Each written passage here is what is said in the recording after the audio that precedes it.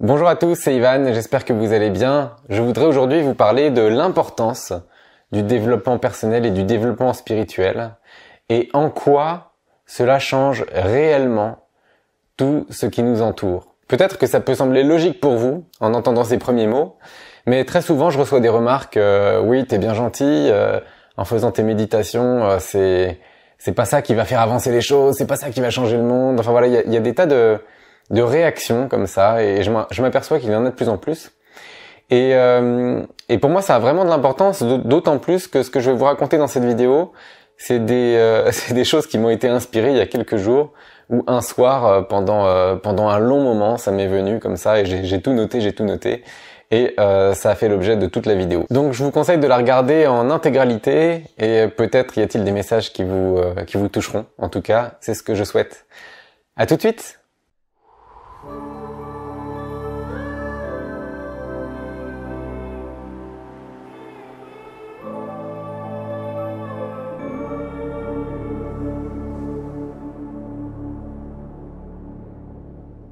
Je voudrais commencer avec le contexte dans lequel on vit et le mot qu'on entend de plus en plus souvent, qui est le mot manipulation. On est tous manipulés. C'est vrai. Et je vous invite à remettre ça en perspective. Je ne connais pas une période de l'histoire humaine pendant laquelle on n'a pas été manipulé. Quand je dis on, je parle du peuple. Il y a toujours eu des jeux de pouvoir et les personnes qui sont au pouvoir ont toujours eu un ascendant sur le peuple et l'ont toujours manipulé pour arriver à leur fin, ou tout simplement pour leurs propres intérêts, qu'ils soient économiques, qu'ils soient de tout ordre en fait, mais des intérêts qui sont clairement sous-tendus par l'ego. Et je vous invite à vous poser la question, qui a un réel pouvoir d'influence et de manipulation aujourd'hui? Et pourquoi ces personnes ont un pouvoir de manipulation et d'influence? À l'origine, les personnes qui avaient de l'ascendant sur les autres, c'était uniquement les personnes qui étaient supérieures physiquement. Donc c'était l'homme le plus costaud de sa tribu, qui était naturellement le chef. C'est ce qu'on retrouve aussi chez les animaux. Cette personne, c'est le leader. Il prend le peuple sous sa coupe. Il peut le manipuler du fait de son pouvoir. Et puis ensuite, on a observé que par des soucis d'en vouloir toujours plus, eh bien, il allait conquérir d'autres territoires, il allait se battre. Et tout ça, c'était uniquement par son ego et son envie, son besoin d'en avoir toujours plus. Et puis le pouvoir d'influence et de manipulation a ensuite changé. C'était plus dans les mains des personnes qui étaient les plus fortes physiquement. C'était dans les mains des personnes qui contrôlaient les flux. Et c'est toujours le cas. Les personnes qui contrôlent les flux d'échanges économiques. Donc par exemple les personnes qui tenaient les comptoirs sur les routes d'échange, ou les personnes qui géraient les ports et qui percevaient des commissions sur toutes les marchandises, enfin sur toutes les transactions qui étaient réalisées. Il y a bien sûr les banques, les personnes qui fabriquent l'argent, qui impriment la monnaie, qui ne sont pas les États, qui sont simplement des banques privées. Les personnes qui impriment la monnaie, qui ont de l'influence, puisque cette monnaie est ensuite utilisée par absolument tout le monde pour fluidifier les échanges. Donc les institutions bancaires, évidemment les banques qui impriment, mais aussi toutes les institutions bancaires ont de l'influence et du pouvoir parce que c'est à travers elles que les flux circulent. Et puis, il y a aussi tous les flux d'informations. Les médias, et puis bien sûr, les flux aujourd'hui se passent beaucoup sur Internet. Donc les personnes qui sont à la croisée des chemins, qui sont à la croisée des réseaux. Et donc bien sûr, c'est les opérateurs téléphoniques, les opérateurs Internet, ou alors les très gros moteurs de recherche. Et puis, il y a bien sûr les personnes qui rédigent les textes de loi, et qui proposent les lois et qui votent les lois, qui ont de l'influence. Et puis parmi tous ces influenceurs, certains ont de l'influence sur d'autres. Et c'est bien sûr les personnes qui ont de l'argent, qui peuvent plus facilement avoir de l'influence sur les autres personnes qui ont ensuite de l'influence sur le peuple. Voilà un premier panorama sur lequel on va revenir juste après. Mais c'était vraiment pour comprendre d'où vient le pouvoir et pourquoi est-ce qu'il y a des personnes qui ont de l'influence sur les autres. C'est qu'elles sont tout simplement à la croisée des chemins et elles détiennent des outils ou des réseaux que tout le peuple utilise. Et donc le peuple est dépendant de ces réseaux qui ne lui appartiennent pas. Maintenant, prenez la liste des personnes les plus riches du monde, puisque bien sûr la richesse et l'argent, c'est le synonyme du pouvoir sur les autres, comme je l'ai dit précédemment, et regardez dans quoi est-ce que ces personnes possèdent des actions, dans quel type de business. Eh bien, dans la plupart des cas, ces personnes ont des actions, que ce soit dans des banques, chez des opérateurs téléphoniques, dans des entreprises qui contrôlent l'information dans les médias, et dans tout ce que j'ai cité précédemment. Donc ces personnes sont riches et influentes parce que le peuple utilise ces outils. Un grand changement est en train de se produire maintenant. Et il passe par l'éveil des consciences, individuellement et collectivement. Et ce grand changement, c'est que les personnes qui ont du pouvoir et qui exercent qui ont un ascendant sur le peuple, sont en train de perdre complètement leur pouvoir. Et le peuple est en train de regagner son pouvoir. Pourquoi est-ce que je dis que ça passe par l'éveil des consciences et pas par un bain de sang, par le fait de couper des têtes, de faire une révolution? Pour moi, ça fait complètement sens et c'est vraiment complètement logique. Quand on développe ses capacités psychiques, spirituelles, qu'on s'ouvre, qu'on s'éveille, ensuite on s'affranchit totalement des outils mis à disposition par les personnes influentes. Et juste avant de vraiment vous donner les détails de ça, je voudrais revenir sur ce que c'est que développer sa spiritualité, le fait de s'ouvrir. Quand on s'éveille, vous avez peut-être des différents vécus, différentes expériences, peut-être que vous êtes déjà arrivé à faire des voyages en méditation, peut-être que vous êtes déjà arrivé à capter des choses, ne serait-ce qu'en vivant des soins énergétiques ou en vivant les soins énergétiques que je propose chaque semaine, peut-être que vous avez pu sentir des choses et vous dire mince, il y a quelque chose de plus, on n'est pas que dans la matière, non, on est des êtres spirituels incarnés.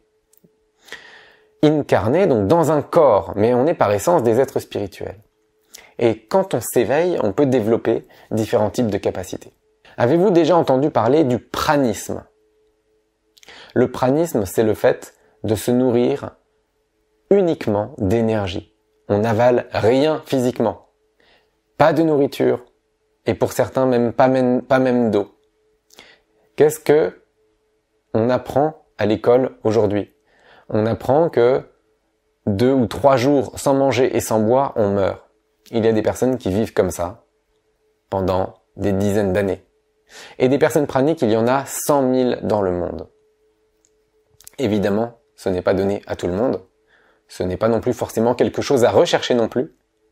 Mais c'est pour vous montrer que c'est possible et que ça nécessite, pour le faire, une foi spirituelle, des capacités spirituelles qui sont supérieures à la moyenne. Vous avez certainement entendu parler également de personnes qui peuvent communiquer par télépathie ou qui communiquent avec les animaux par télépathie également. Il n'y a pas d'autre moyen de communiquer avec des animaux pour vraiment échanger avec eux. Il y a des milliers de personnes sur Terre, je n'ai pas de chiffres mais c'est certainement beaucoup plus que ça, qui sont capables de communiquer. Des personnes qui peuvent communiquer avec les défunts, avec d'autres plans qui ne sont pas visibles. Il y a des personnes qui sont capables de faire des guérisons, à distance, sans même voir les personnes. Ce que je propose chaque semaine fait partie de ces capacités que j'ai développées et que je n'avais pas il y a encore 3 ans. Vous voyez comme on peut vite évoluer et vite développer des capacités qui, a priori, sont extraordinaires. Mais en fait, ces capacités, elles sont simplement normales, étant donné de notre caractère divin. Peut-être avez-vous entendu parler aussi des personnes qui voient sans leurs yeux physiques. Des personnes qui en ayant les yeux complètement bandés, arrivent à lire des livres, à évoluer dans une pièce ou à vivre leur vie complètement normalement en décrivant très précisément tout ce qui est autour d'elles et même derrière leur tête. Il y a des écoles en Inde, aux États-Unis, en Allemagne, en Angleterre et dans très certainement d'autres pays dans lesquels on apprend aux enfants à lire et à jouer et à faire toutes leurs activités en ayant les yeux complètement bandés. Regardez tout simplement sur YouTube et vous verrez cela. Qu'est-ce que ça veut dire? Les consciences s'éveillent. On est capable, et quand je dis on, c'est tout le peuple, tout le monde, les consciences s'éveillent collectivement. Évidemment, il y en a qui vont plus vite que d'autres. Et les personnes développent des capacités, naturellement. Ce n'est pas un but que de chercher à développer ses capacités, mais c'est le but et la raison de tout ça doit être tout simplement de s'éveiller spirituellement. Et automatiquement, les capacités se développent. Maintenant, regardez l'effet que ça a. Qu'est-ce que deviennent les banques quand on est capable de créer les conditions de vie dont on a besoin pour réaliser sa mission par la maîtrise de la loi d'attraction? Elles ne servent plus à rien. Elles n'ont plus d'argent à prêter puisqu'on sait tout se créer. Que deviennent les réseaux téléphoniques, par exemple, quand on peut communiquer par télépathie avec les gens qu'on aime? On communique tout simplement d'une manière différente. Mais au lieu d'être dépendant d'un outil entre les mains d'autres personnes, il n'y a plus d'outil. L'outil, c'est on se sert de la vie, on se sert de nos capacités. Que deviennent les réseaux d'information quand on sait comprendre, quand on sait capter la vérité dans tout ce qui est dit? Quand un politicien parle, si on est capable de discernement, à ce moment-là, le politicien ne peut que dire la vérité ou se taire. Qu'est-ce que deviennent tous les secrets, les brevets, la corruption, quand on sait tous et quand on a la capacité d'accéder à la vérité, où qu'elle soit? Tout simplement en ouvrant les annales akashiques, ou tout simplement en développant sa capacité de discernement, encore une fois. Ça devient rien du tout, ça disparaît. Le monde devient totalement transparent. Et vous voyez bien que le contrôle qui est dans les mains aujourd'hui de quelques personnes devient totalement néant. Ces personnes n'ont plus aucun ascendant sur le peuple, puisque le peuple sait tout faire tout seul. Il sait communiquer, il sait échanger, il sait créer ses conditions de vie.